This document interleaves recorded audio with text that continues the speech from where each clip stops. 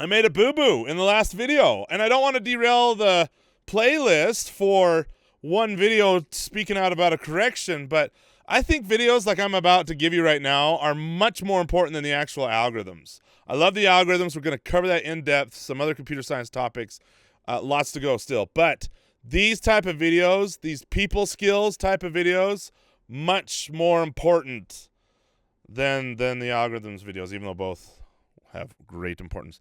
Let me show you my boo-boo here. Okay, I'm bringing this back up. We had 4 times x versus x times x. 4 times x, this is linear growth right here. I mean, it's a line for sure, but linear growth. And then I called the red version, I click on the red, I called this red one exponential, and it's not exponential. It's quadratic. Right? Not a big deal. I swapped some terms, but let me just show you here. If I have x times x, that's going to be x squared, and that's quadratic. If I have 2 to the x, where x is now the exponent, that's exponential. Right? In fact, we can actually make Google graph that for us. We'll say 2 to the x. You can see that 2 to the x, the orange one, grows faster than the quadratic one, the red one there. And so anyway, I just want to fix that. But more importantly, I want to point out that it's cool you guys corrected me. Right? Just because I'm some dude that lives 50 miles away from you or further doesn't mean I know everything, and I make errors all the time. In fact, when I'm programming in front of a class, I love it because I'll make some small errors, maybe some larger ones. Yeah, I do make larger ones. And the class will point out, Jamie, you don't mean that. And I'm like, what? Oh, thank you. Big help. Big help. Now, what if the students tried to correct me? I said, no, shush, you're wrong. Well, immediately I just shut down that student. And the same is true in our careers. If people come to you and they want to offer correction and you shut them down, then you've basically repelled everyone around you. And it's not a good teamwork mentality. You want people to feel like you're approachable, that they can correct you, that they can interact with you, that you're not some prima donna that thinks they're the best thing in the world. You want people to feel like they can approach you and correct you. Because if you don't accept correction and you force the issue in your direction and you are actually wrong, you can make bigger mistakes in the workplace than something small like what I did in the video here. So let me point out an example to you. Here's a Wikipedia article. Tenerife airport disaster. I hope I said that correctly. Interesting disaster. 2 known, the largest airline disaster. I believe this is still true, the largest airline one. I'm not big on this, but huge deal, okay? Let's go down. I'm going to take you down to the meat here. So let me just explain here real quick. You got 2 planes. One's ready to take off, aligned up with the runway, and another plane is coming towards that first plane, trying to get down the runway as well. On this one little island, there was only one runway, so all the traffic had to go on this one runway. And so this plane's coming down the runway nice and slow, about to turn off, and this other plane, the first plane, is at the end of the runway, just want to take off. Problem is, there's fog, right? None of the planes can see each other, full of fog. Well, the captain in the first plane, ready to take off, got impatient and didn't get the proper clearance.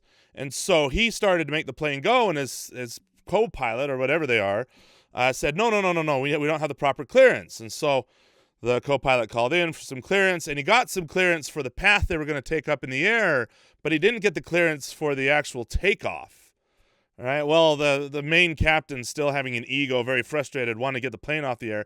He finally wouldn't accept any more correction from his junior companion.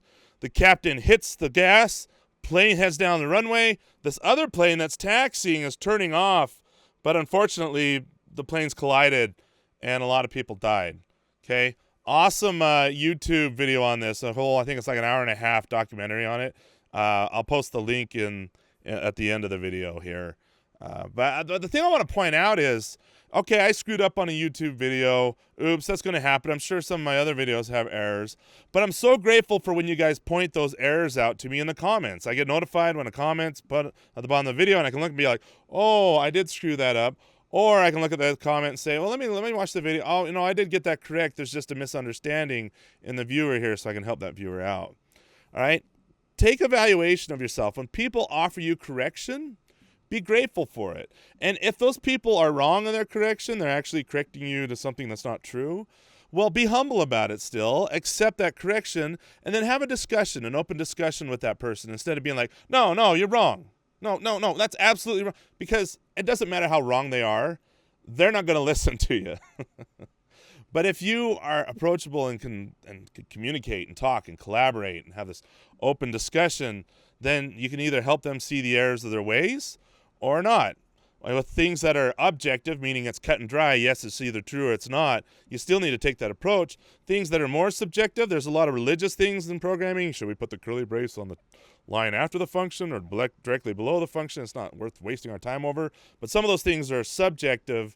Either way, have a lively discussion, and sometimes if you need to agree to disagree, that's fine. But the most important thing you want to do is help that person feel not threatened, and that they're able to come to you and have these type of discussions with you. Because once you're arrogant and you shut those people down, you've just killed your professionalism. You're not a true Google-worthy engineer there. You need to be a good teammate, collaborator, so we can all argue relentlessly, but eventually come to the best decision for what we're trying to accomplish.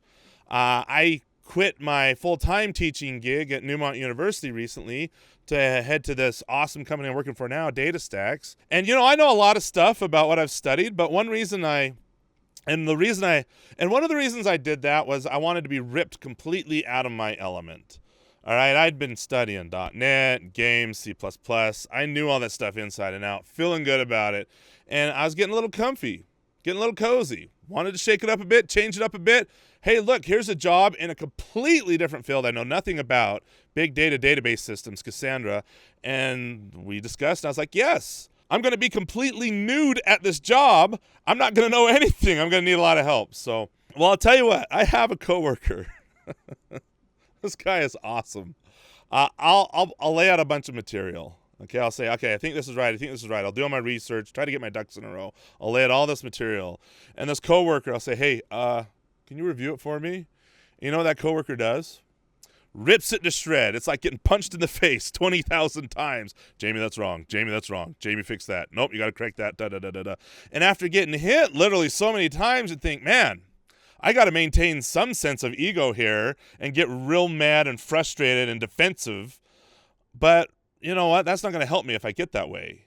All right, I came to this job to learn, and I'm so grateful that coworker, all my coworkers, but especially that one because he just punches me so much, is willing to correct me and help me see the errors of my ways so that I can be a better engineer and a better asset to my company. So be grateful when people approach you to correct you. Even if their correction is wrong, just be grateful to know that people can approach you, you can collaborate, and actually come to a true decision. So let's get back to talking about growth. Again, these type of videos where it's people skills videos, being able to interact and motivate and those kind of things, leadership videos, I think they're much more important than the algorithms videos.